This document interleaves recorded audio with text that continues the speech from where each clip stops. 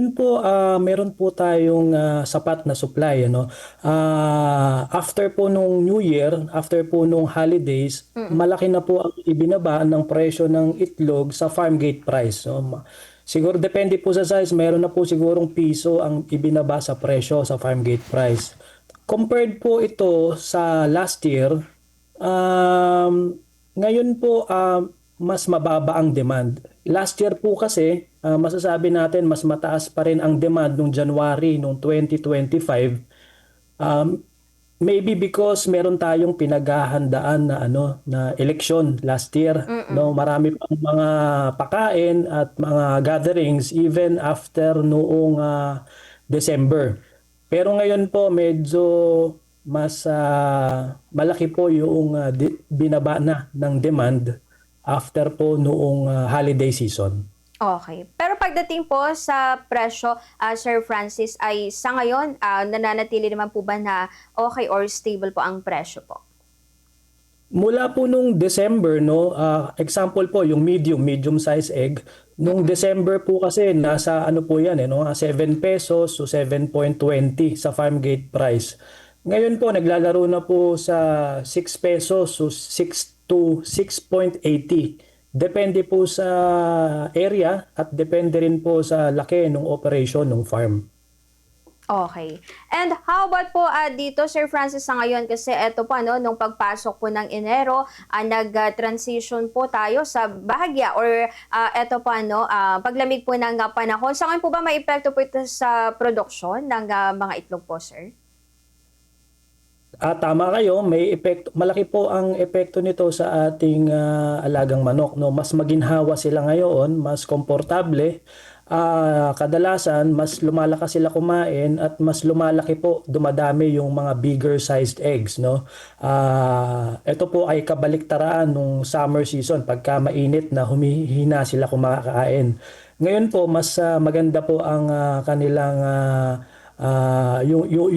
yung weather natin ay mas favorable sa ating mga alagang manok.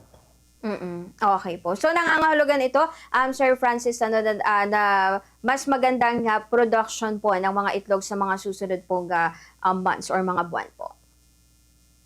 Well, ang taglamig kasi itong ano ay magta-transition na rin to summer, no, Mm. in 2 months time, ano. So baka maikli lang itong ganitong klase ng panahon. Nagsimula po ito nung siguro November, December hanggang ngayon, pero going to March, April, papunta na po 'yan sa tag-init. So mababaliktad na po ulit ang sitwasyon. At paano po ngayon, bagamat ito sa mga susunod pa naman na buwan, paano po ito pinag-aanda naman sa ngayon po, ano, ng mga sa mga poultry or mga egg producers po, Sir Francis? Ngayon, inaano po natin, ina-address po natin yung ating mga yung mga reoccurring mga poultry diseases. Yun po yung ating mga binabantayan. So hopefully makontrol po natin at wala tayong masyadong magkaroon ng outbreak, no, para tuloy-tuloy po yung magandang produksyon sa supply side, no. And hopefully maging stable naman yung presyo. Hindi masyadong mataas pero wag naman din masyadong mababa dahil pagka masyadong bumaba kasi ang presyo, mapupwersa yung ating mga kasamahan na magbawas din ng kanilang produksyon. Baka mas makasama po iyon pagka tumaas naman ang demand towards June, July Mm. months.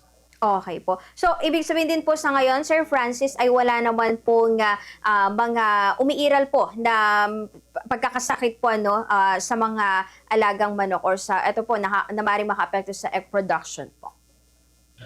Yung reoccurring diseases, dire-diretso naman siya, no? Hindi Mm. naman yan nawawala. Ang binabantayan lang natin is yung malawakang outbreak, no? Yun po yung binabantayan natin at continuously na minamanage. Ngayon, masasabi po natin na wala namang alarming outbreaks. Okay. And good to know, sir, na wala naman po sa ngayon talagang outbreak po sa pagkakasakit po in particular sa ito po mga manok. Ngayon po ba, Sir Francis, meron po bang mga kasalukuyan pa na umiiral po na government ban sa pag-aangkat po naman ng domestic or ito kabilang nga yung mga poultry products tulad po ng mga itlog, sir? Or wala naman, wala po sa ibang mga bansa, sir?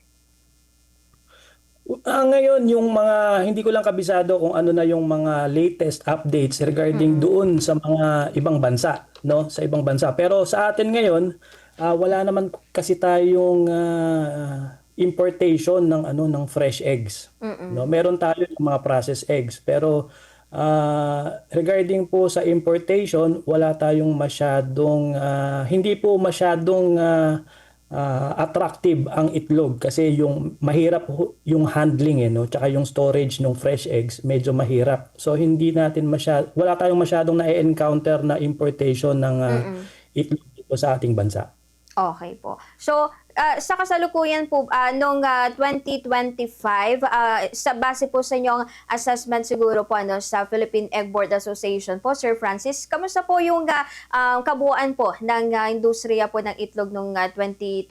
Masasabi niyo po ba na somehow naging masigla naman po yung production ng mga itlog nung nakaraang taon po, sir? Yung 2025, mas mataas ang naging presyuhan ng itlog. Pero hindi po ibig sabihin na malaki po ang kinita ng mga farms. Mataas po ang naging presyo dahil marami po ang hindi maganda ang performance nung last year, no. Early last year, marami pong problema yung production side, yung ating tinatawag na mga breeders, ito yung mga magulang ng ating mga inaalagang manok, below expected productivity sila. So mataas ang cost last year, kaya hindi natin masabi na overall maganda yung performance overall, although mas mataas ang naging presyuhan ng itlog nung nakaraang taon. Okay po. So, ayun po. Lastly, Sir Francis, baka may mga dagdag na lang po kayong abiso or mga paalala po sa mga egg producers po nitong taong 2026 po. Hopefully, itong taon na to ay maging favorable din sa industriya. Hindi naman ganun kataas ang presyo ng itlog, wag naman po sanang bumaba ng sobra-sobra na ikalulugi ng ating mga kasamahan.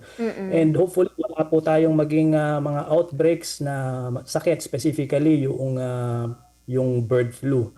And overall po, as of now, okay pa naman ang ating monitoring.